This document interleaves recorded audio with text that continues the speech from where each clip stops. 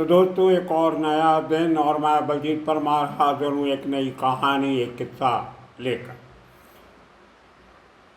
2 दिन पहले हमने दगड़ी चाल की बात की थी।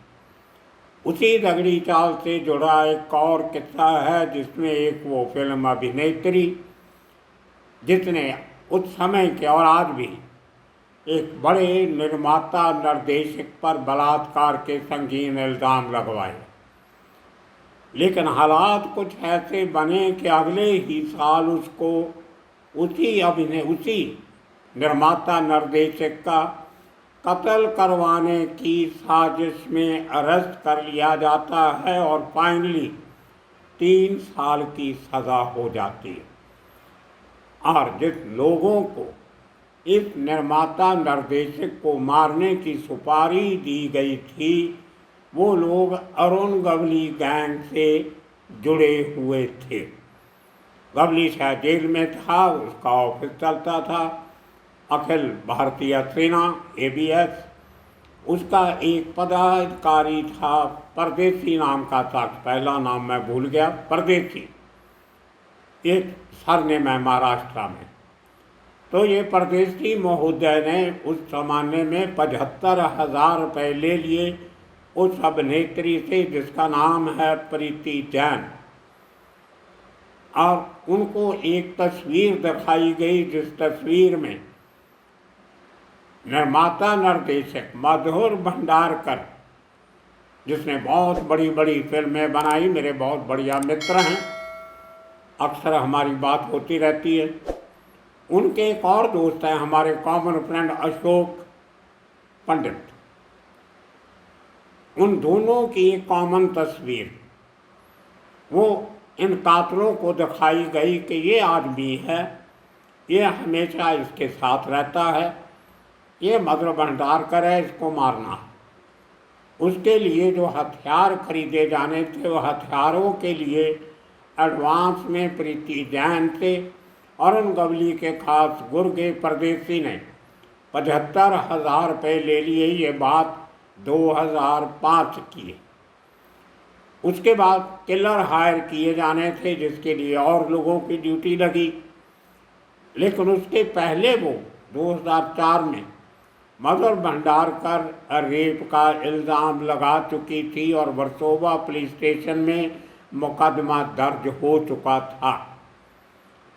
प्रीति जैन ने इल्ज़ाम लगाया कि 1999 बिन पिछली सदी के आखिरी साल में से लेके 2004 तक, मतलब 5 साल, मधुर भंडारकर ने उसके साथ 16 बार बलात्कार किया।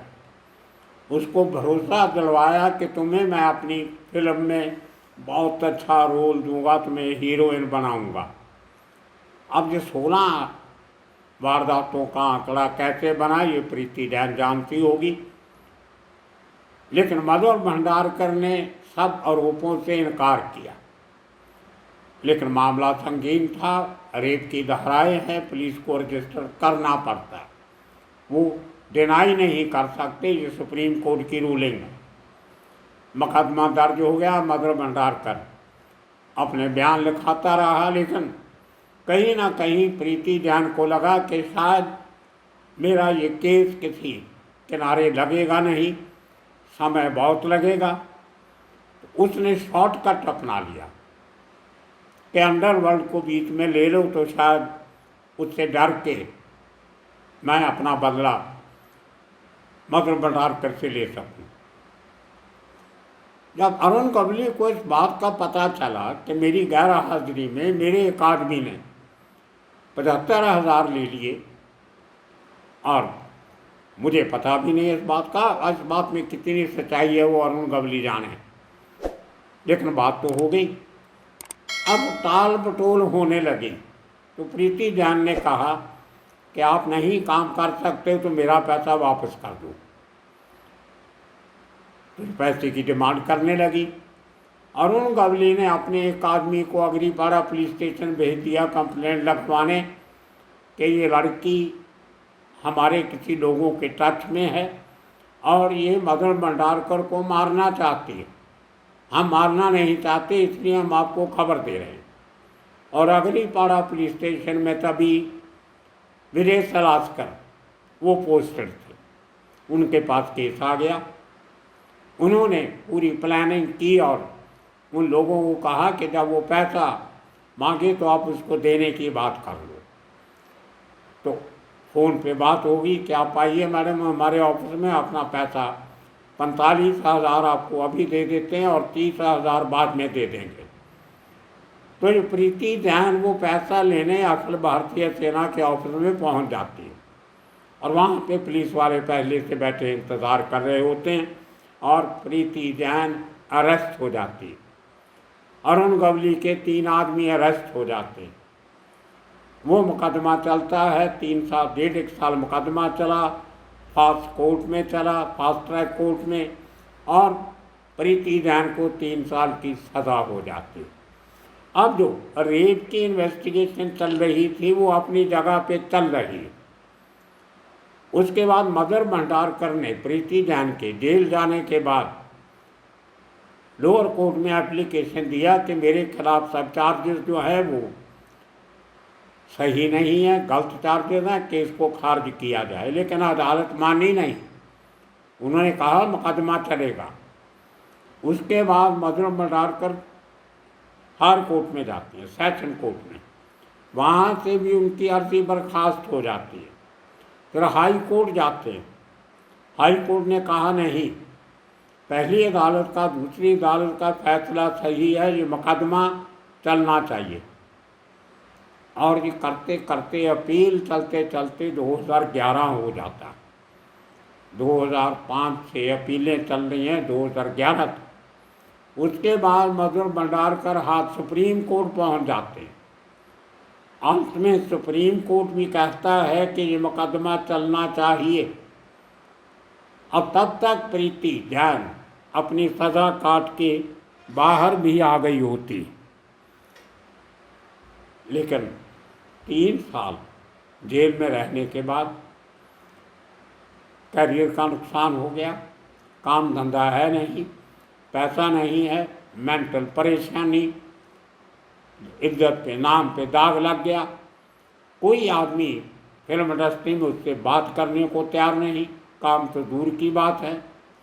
तो अल्टीमेटली उस औरत ने हार मान ली। सुप्रीम कोर्ट के हुक्म के बाद जब मुकदमा चला तो उसने कह दिया कि आई एम नॉट इंटरेस्टेड, मैं इस केस को आगे नहीं बढ़ाना चाहती, मैं थक गई, मैं ज़िंदगी में हार गई।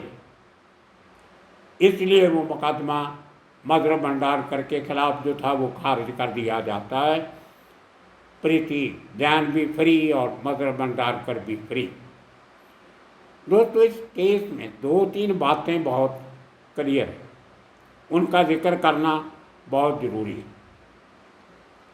मुंबई की फिल्म नगरी बॉलीवुड, जिसके बारे में अक्सर कहा जाता है कि ये कास्टिंग काउच का अड्डा, मतलब औरतों का ही नहीं बल्कि कई बार लड़कों का भी शोषण किया जाता है, जिस्मानी शोषण। देश के हर हिस्से से नौजवान लड़कियां एक ब्राइट फ्यूचर की तलाश में मायानगरी मुंबई में आ पहुंचती हैं, बॉलीवुड। अब कुछ लड़कियां घर से बहुत साउंड होती है, अच्छी फाइनेंशियल बैकग्राउंड से आती हैं, वो तो अच्छा घर किराए पे लेके गाड़ी वाड़ी रख के अपनी शान से स्ट्रगल कर सकती हैं। लेकिन जिनकी फाइनेंशियल बैकबोन इतनी मजबूत नहीं होती, वो अपनी मर्जी से समझौते करने लग जाती। अब आपको मालूम है फिल्म नगरी में जो हमने बहुत करीब से देखी, कुछ एरियाज ऐसे हैं, ओशीवाड़ा हुआ, लोखंडवाला हुआ, वर्सोवा हुआ, एक ज़माने में बैंड्रा हुआ करता था, पंपोश होटल का इलाका। उसके साथ साथ ये इलाके लगते हुए जहाँ टेलीविज़न और फिल्म इंडस्ट्री से जुड़े बहुत बड़े बड़े प्रोडक्शन हाउस हैं, शूटिंग स्टूडियोज़ हैं, साउंड रिकॉर्डिंग स्टूडियोज़ हैं, डबिंग स्टूडियोज़ हैं और प्रोडक्शन हाउसेस हैं, लैब्स हैं, लेबॉर्ट्रीज़ हैं जहाँ फिल्में प्रोसेसिंग होती है, मॉल्स हैं, सिनेमा घर है, सब कुछ है और बड़ी क्लोज नेट सोसाइटी है। इतना महंगा एरिया है कि कोई भी घर वहाँ पे 2 बेडरूम हॉल का आपको 70-80 हज़ार से लेके 2-2.5 लाख तक किराए पे मिलता। अब लड़कियों के पास इतने पैसे तो होते नहीं कि अपना फ्लैट खरीद ले, जो करोड़ों में आता है, तो ये 3-4 लड़कियां मिलके एक फ्लैट किराए पे ले लेती हैं। अब इनके पास पैसे तो इतने हैं नहीं, इनको जाना है ऑडिशन देने, प्रोड्यूसर के ऑफिस में जाना है या प्रोडक्शन हाउसेस में जाना है, राइटर को मिलना है, डायरेक्टर को मिलना है या उनके दोस्तों को मिलना है। वहाँ पे दलाल भी बहुत किस्म के होते हैं, कुछ जेन्युइन भी होते हैं, कुछ खतरनाक भी होते हैं। अब घर से निकलना है तो अच्छे कपड़े चाहिए, अच्छे जूते चाहिए, अच्छा मेकअप होना चाहिए, अच्छा अतरफलेल भी होना चाहिए और ड्रेसेस भी ऐसी होनी चाहिए जो रिवीलिंग कंसीलिंग दोनों किस्म के काम कर सकें। उन सब के लिए चाहिए होता है पैसा। उसके लिए आपको एक ब्यूटिशियन चाहिए होता है, एक हेयर स्टाइलिस्ट चाहिए होता है, ड्रेस डिज़ाइनर चाहिए और ये सब पैसा मांगता है। अब वो पैसा आएगा कहाँ? अब खादी का कुर्ता पाजामा या सलवार पहन के तो वो किसी हीरोइन का रोल मांगने के लिए जा नहीं सकती। उनको तो हीरोइन बन के ही हीरोइन का रोल चाहिए, इसलिए फिर वो समझौता कर लेती। किसी के साथ भी मिलना, बैठना, रहना, सोना, उठना, पीना, खाना सब करने को तैयार हो जाती हैं अपनी मर्जी से।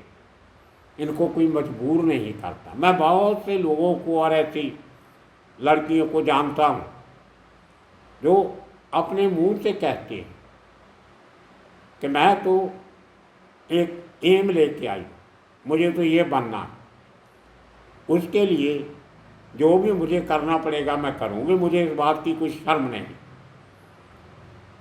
और यही नहीं, स्ट्रगलिंग के बाद अगर उनको कुछ अच्छे रोल मिल भी जाते हैं, कुछ पैसे कमाने भी लग जाते हैं, तो और पैसे कमाने के लिए वो अपना पहले वाला वो काम धंधा बंद नहीं करते, रेट बढ़ा देती है।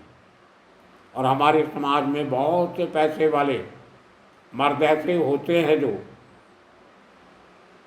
जिसके ऊपर दिल आ गया तो उसके लिए पैसे की कोई कीमत नहीं, तो रेट बढ़ता जाता है, उनकी कमाई बढ़ती जाती है और आहिस्ता आहिस्ता उम्र बढ़ती जाती और जवानी ढलने लगती है। फिर डिप्रेशन, खर्चे पूरे नहीं होते, कोई पूछता नहीं। बहुत सी लड़कियां जिनके मुंबई में पैर नहीं जमते थे वो साउथ की तरफ निकल पड़ती है, रहती मुंबई में, क्योंकि अल्टीमेट एम उनका बॉलीवुड है। वो कोई साउथ की Telugu film, Tamil film, Kerala film इस किस्म की कर लेंगी, कन्नड़ फिल्म, छोटा मोटा रोल मिल गया, उसको सहारा लेके वो फिर हिंदी प्रोड्यूसर और कास्टिंग एजेंट्स के पास पहुंच जाती हैं, देखिए मैं ये साउथ की फिल्म करके आई हूँ। और बहुत सारे इनके ठिकाने हैं मिल बैठने के, जैसे ओशीवारा में श्रीजी रेस्टोरेंट, इसी तरह और कई सारे आजकल कॉफ़ी कैफ़े, कॉफ़ी डे वगैरह हैं, वहाँ बैठी रहती हैं, जहाँ इनके चाहने वाले आ जाते हैं और उनको उनका दाम वाम दे के ले जाते हैं। कईयों ने दूसरों के साथ रहना शुरू कर दिया, रिलेशनशिप बना लेती हैं, लिव इन रिलेशनशिप। जब उससे भी कुछ नहीं बनता तो फिर बदला लेने पे आ जाती हैं। नीरज ग्रोवर का मर्डर आपको मालूम होगा। सुसैराज साउथ इंडिया की एक्ट्रेस थी, मुंबई में पैर नहीं लगे तो नीरज ग्रोवर से दोस्ती कर ली। जब उसके बॉयफ्रेंड जीरोम को पता लगता है, जो नेवी में काम करता है कोचीन में, वो आके उसका मर्डर कर देता। तो इस किस्म के किस्से एक नहीं बहुत हैं। फिल्म नगरी के अंदर की जो कहानियाँ हैं, उनके जो प्लॉट हैं, वो उन कहानियों और प्लॉट से कहीं ज़्यादा फिल्में हैं जिनके ऊपर फिल्में बनती। लेकिन ऐसे प्लॉट्स के ऊपर फिल्म वाले फिल्म नहीं बनाते, क्योंकि वो खुद को एक्सपोज कर रहे होते हैं। एक दूसरी ट्रेजेडी, आप कभी शाम को उसी वाला इलाके की सड़कों पे घूमें, आपको कभी कभी ऐसे लगे कि आप पेरिस के किसी रेड लाइट एरिया में आ गए, या लंदन के सोहो में आ गए, या किसी और बड़े शहर के रेड लाइट डिस्ट्रिक्ट में आ गए। इस किस्म का जिस्म का प्रदर्शन, high heel, revealing dresses, overly made up faces, और चलने का तरीका, खड़े रहने का तरीका, और उनको कोई इससे फर्क नहीं पड़ता कि लोग उसको देख रहे हैं, कमेंट कर रहे हैं, कोई फर्क नहीं पड़ता। और कुछ गलियां ऐसी हैं उन इलाकों में जहाँ पे रात को खंबे के नीचे खड़ी हो जाती हैं जिस्म की प्रदर्शनी करने के लिए। पुलिस आती है तो इधर उधर हो जाती हैं, लेकिन बहुत सी लड़कियों की सेटिंग होती, उन्होंने आगे अपने एजेंट रख लिए, थोड़ा बहुत उनको हिस्सा दे के उनको भी काम पे लगा लेती हैं, और एजेंट पूरी सेटिंग करते रहते हैं। सो दोस्तों, ये एक बड़ी ही दुखदाई लाइफ है मुंबई की, देश का सबसे महंगा शहर। खाने को छोड़ के बाकी हर चीज़ वहाँ पे महंगी। खाना आपको सस्ते से लेकर महंगे से महंगा मिल जाता, पेट तो भर जाता, लेकिन बाकी ज़रूरतें पूरी नहीं होती। जिसके घर आपने किराए पे लिया, किराया समय पे नहीं दिया, तो सबसे पहले आपको एक्सप्लॉइट करने वाला वो मालिक मकान ही होता, या उसका कोई रिश्तेदार होता होगा, या और वहीं से एक्सप्लॉइटेशन शुरू हो जाए। इसीलिए इतने सारे सुसाइड केसेस हो जाते हैं, डिप्रेशन हो जाता है, घर बार से दूर हो जाती हैं, और बहुत बार तो ये मरने वाले बेचारे लोगों की लाश लेने घर वाले आते भी नहीं हैं। उनके पास इतने साधन नहीं होते हैं, कोई आसाम से, त्रिपुरा से, बंगाल से आए और उनकी बॉडी लेके वापस जाए। वो कह देते हैं हमारे लिए तो बहुत साल पहले हमारा बेटा या बेटी मर गई थी, आप खुद ही जो करना कर दीजिए, हम नहीं आ सकते। ये ट्रेजेडी। कैलिबर जिनके पास है, टैलेंट है, जो लोग, एक ज़माना था जब national school of drama Delhi से पढ़ के आते थे, या फिल्म इंस्टीट्यूट पूना से पढ़ के आते थे, यहाँ कई यूनिवर्सिटीज़ के जो थिएटर डिपार्टमेंट हैं वहाँ से ट्रेनिंग लेके आते थे, उनको फिर भी काम मिल जाता है, इन्होंने थिएटर किया होता है। लेकिन आजकल उनको भी कोई नहीं पूछता। आप मुझे बताइए, इंडियन थिएटर का सबसे बेहतरीन actor Manohar Singh, national school of drama, कितने लोग उसका नाम जानते हैं? एक फिल्म इसको मिली थी, वो भी पूरी नहीं हुई, किसी ने नहीं पूछा। लेकिन जो आए, नसीरुद्दीन शाह हो या उनके जैसे और नेशनल स्कूल ऑफ ड्रामा से आए, बहुत हिट हुए। तो दोस्तों, ये कहानी है मायानगरी की। आज प्रीति जैन कहाँ है, नहीं है, किसी को नहीं पता।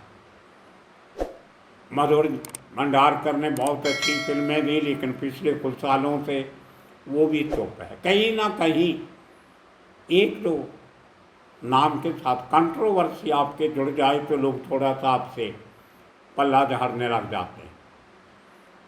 उसने भले प्रीति जान से कुछ नहीं किया हो, लेकिन बहुत सारी लड़कियां डर गई होंगी मधुर की फिल्म में काम नहीं करना है, उसके ऑफिस में नहीं जाना है काम मांगने। ये एक बड़ा दुविधा वाला मामला हो जाता। तो दोस्तों, आने वाले दिनों में इसी किस्म के किस्से कहानियाँ लेके फिर हाजिर होंगे। तब तक के लिए आप सबका बहुत बहुत शुक्रिया, धन्यवाद।